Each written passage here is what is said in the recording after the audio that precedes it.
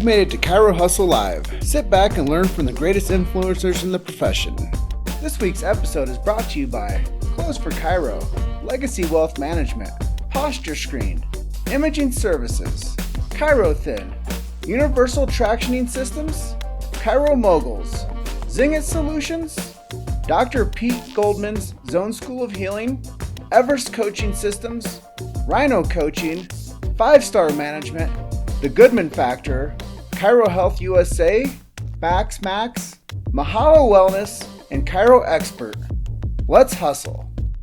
Hey guys, welcome to another morning edition of the Chiro Hustle live stream. I have Dr. Peter Olsson coming in from Milton Keynes, which is a little satellite of London, 30 minutes by rail. I'm coming in from Grand Junction, which is in the Grand Valley on the western slope of Colorado, which is where I like to say I moved here because no one lived here and I wanted to hear the birds chirp. But before we jump in with Dr. Peter today, this episode is brought to you by New Patients in a Box. It's my strategies to drive in new leads into your office to where you can close them and get them to stay, pay, and to refer. So with that being said, Dr. Peter Olsson, welcome to the show, man. Hey, thanks for having me. It's a real pleasure to be here. Yeah, I know that there's some really cool topics we're going to talk about today. As I discuss these topics with you, I'm going to share this to the various groups that I share in. If you guys are joining us now and you're finding some value in this conversation, or when you jump on, you find value in this conversation, hashtag value. If you get to the replay and you're watching at this point, hashtag replay. And please, once you join us, just hit that share button. That will take this more millions and millions of miles around this interweb. But Dr. Peter, one of the first things I wanted to discuss with you, we came in touch with each other on this. There was a feed that I posted, a post about marketing and marketers. And let's just dive right into this idea of where we are right now in the marketing world and how Facebook ads are affecting people. I kind of learned this about 6 months ago. I got invited to an event hosted by Facebook, and it's really cool. They pay all your expenses and everything, put you up in a nice hotel. And the thing that I really realized with Facebook is that it is now the number one media in the world. It's taken over television.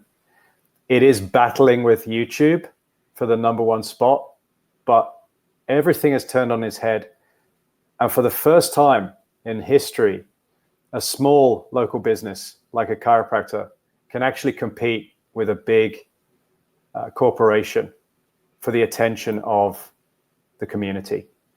That's what Facebook brings to us now. It's not the easiest platform to advertise on. There are lots of difficulties, but it is the biggest media, and I think everyone has to learn how to use it.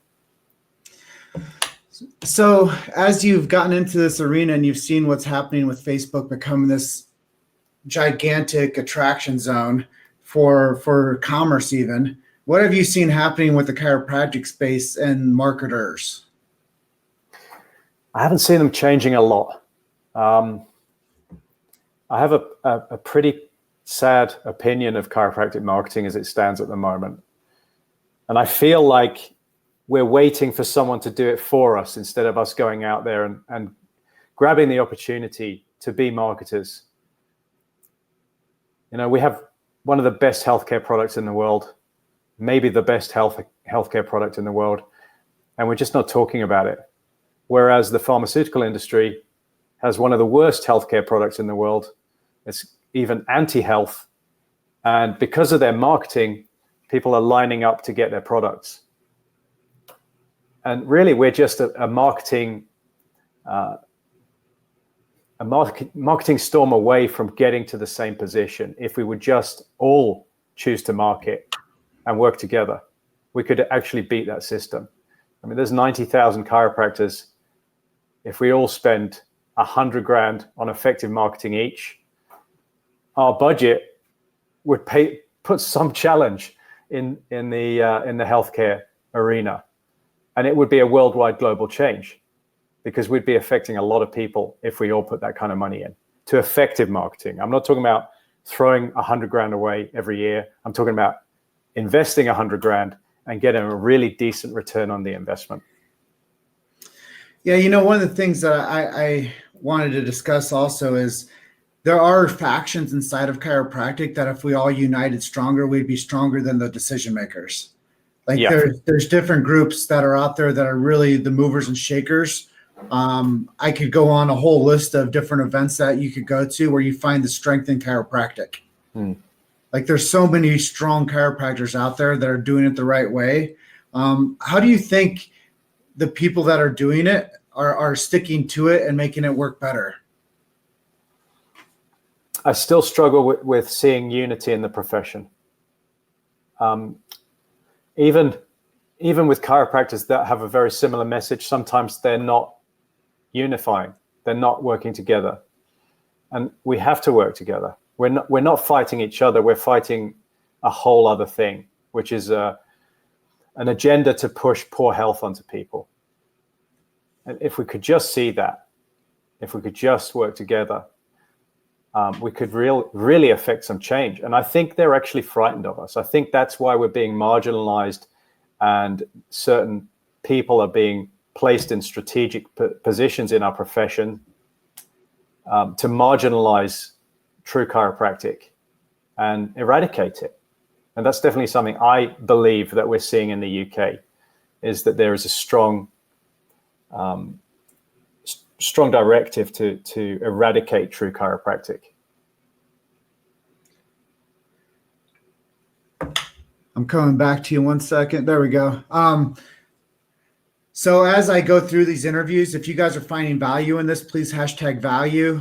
If you're watching this on replay, please hashtag replay into the comments. If you do have questions for Dr. Peter or I as we discuss the topics of marketing on this Facebook Live today, sponsored by New Patients in a Box. If you guys want to get more information on that, click the link above. But Dr. Peter, I know that when you got out of school, you were kind of a late bloomer into the chiropractic arena. You came as a second career. As you came into the chiropractic arena, you were doing marketing because you realized it was something that was necessity. It was the life of your clinic. Let's talk about some of the strategies that you did early on, and maybe give some light to people out there as to what you need to do to grow a practice. Well, when I first got into practice, I got a coach straight away and basically built my practice through screenings. And we were in the credit economy at the time. And a screening patient today is a very poor quality patient in general, okay, in the UK anyway. However, in those days, they had really good value. And that's been pushed down by the economy, which has changed from a credit to you can only spend what you have economy in the UK. So things were really easy. I built up a practice of about 350, 360 people based on screenings. And then the recession happened. And it came over here in the United Kingdom in 2009. And one day I kind of woke up and I wasn't seeing 360 people anymore. In fact, I peaked at 400. I went down to about 150. But my whole infrastructure and business was set up to support 400 clients. I had all the staff, and you can't easily fire people just because you're not doing so well. So I had very little money in my account, a lot of stress in my life, and I had to do something about it. So I went and learned marketing outside of the chiropractic profession, because I'd done a lot of systems inside the chiropractic profession, and they'd worked great until the recession hit. And then they weren't working. Well, one of my mentors, Fred Schofield, if you guys know Fred Schofield, hit the heart button on that screen there for me. Everybody should know Fred Schofield. He's Rhino Coaching. He is like the coach of the coaches. And Freddie once told me, before I was even interested in what real chiropractic was, I heard him tell this group of chiropractors, if you have a clinic that you're seeing 150 at, and you go to a clinic that's seeing 50, that clinic will see 150. If you're at 500 and you go down to a clinic that's seeing 150, that clinic will see 150. But if you have the ability and you go into a clinic that's seeing 500 and you're not used to that, it will dwindle down to what your threshold is. That's so true. So sometimes it's the threshold of the practitioner as well, which allows that space of service. That's so true. That's absolutely true. It's always limited by the doc that's in charge. and you grow to be able to hold a different threshold of caregiving. Something else that a lot of chiropractic, recipients, the patients or the caregivers don't really take into the cerebral matter is that there's the impression of so much interaction on a day-to-day encounter when you're seeing volume. Like you're doing physical exchange constantly. Like that's the one thing that separates chiropractic from the other arenas of healthcare is that chiropractic actually is touching people. And it's not just the healing hands, it's this is my analysis of you and this is how I'm going to help you. And then I'm going to apply this to you. So there's this huge arena that chiropractors might even miss how many impressions they're getting and touches and energy exchanges on a day-to-day basis. You have to have a huge threshold to be able to handle that. Yeah, that's true. That's absolutely true. You've made it to Chiro Hustle Live. Sit back and learn from the greatest influencers in the profession. This week's episode is brought to you by Close for Chiro, Legacy Wealth Management, Posture Screen, Imaging Services, Chiro Thin, Universal Tractioning Systems, Chiro Moguls, Zingit Solutions, Dr. Pete Goldman's Zone School of Healing, Everest Coaching Systems, Rhino Coaching, 5-Star Management, The Goodman Factor, Chiro Health USA, Max, Mahalo Wellness, and Chiro Expert. Let's hustle. And the conversation I was having earlier, Peter, is like the half empty, half full. And when somebody shows up, we have to be in peak state. Otherwise, when we're taking care of people, we take that energy on, and then that diminishes our further ability to get back to peak state. So it's so important for us to have the mind, body, spirit aligned within the practitioner so that they can deliver the goods. And when they go through that crisis mode and they crash and burn and they see themselves going from 400 to 150 with a massive staff, and they want to keep the overhead controlled. What's your comeback story? I want everybody to know, what did you do to come back? I looked for a system where I could learn how to be a marketer because I wasn't getting new patients. The quality of screening patients gone down a lot and at that time. And I needed to get patients. So I studied with a guy called Dan Kennedy, who is a hardcore marketer. And he turned everything around for me. My life changed. The first 2 hours of my day is marketing. Every day I do 2 hours of marketing, 365 days a year.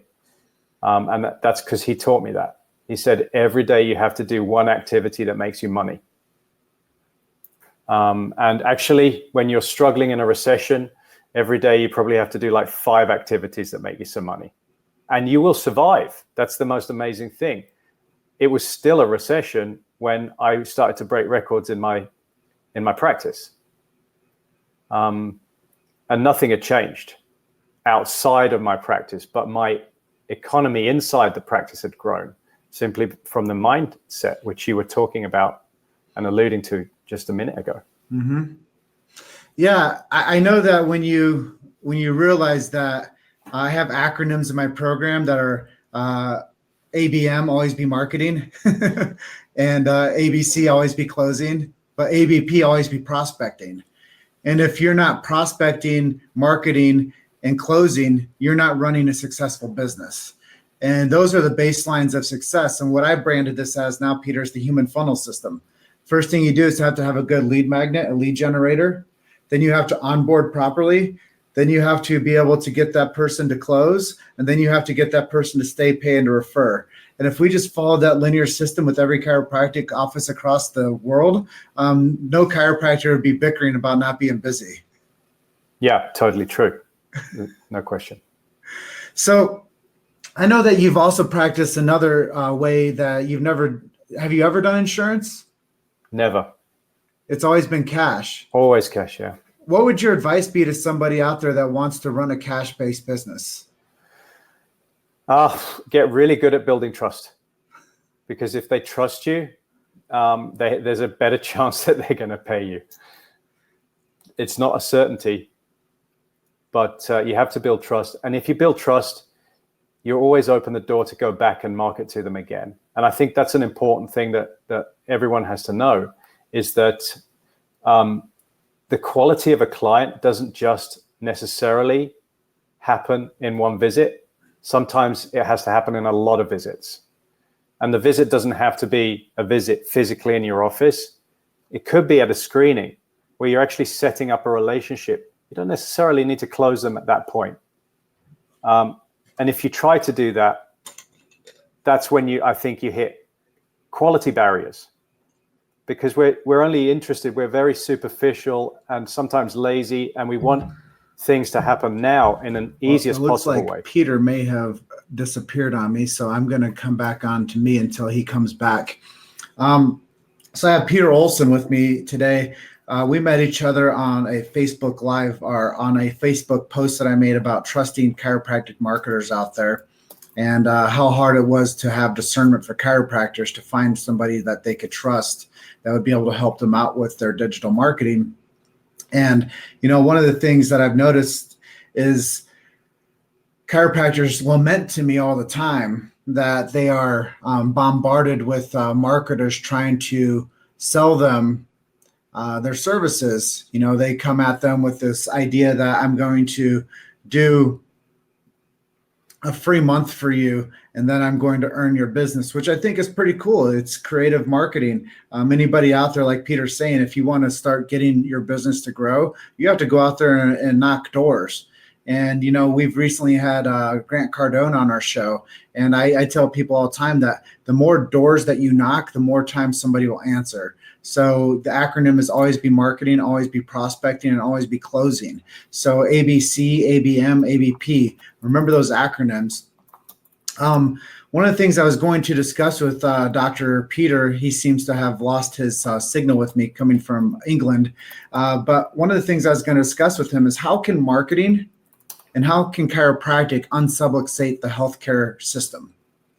And my answer, without him being on with me, I'll just speak for the question, is I think that the more marketing money that we put in to chiropractic, the stronger the profession grows, the stronger the chiropractic offices become, the more people that you actually get a chance to see, the more that we have more success in chiropractic.